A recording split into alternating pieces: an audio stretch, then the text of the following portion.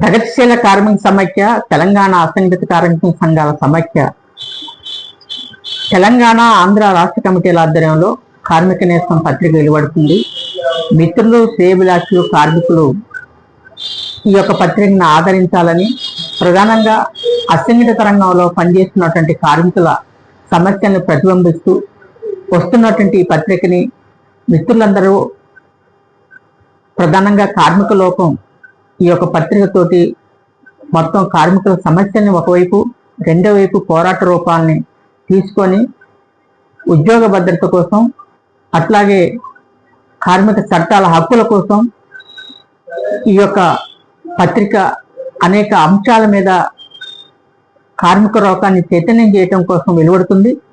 కాబట్టి మిత్రులందరూ కూడా ఈ యొక్క ప్రధానంగా వస్తున్నటువంటి ఈ కార్మిక నేస్తం పత్రిక ఏదైతే ఉందో, ఈ కార్మిక నేస్తం పత్రిక దాదాపుగా ఇప్పటికే 2 సంచికలను వెలువడిచాం.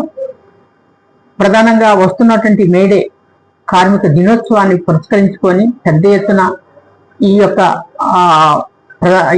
ఈ కార్మిక నేస్తాన్ని పత్రికని అందరూ కూడా ఆదరించాలని, ఇప్పటికే ఏదైతే కార్మిక నేస్తం పత్రికని కార్మిక లోకం చేతుల్లోకి వచ్చేసింది.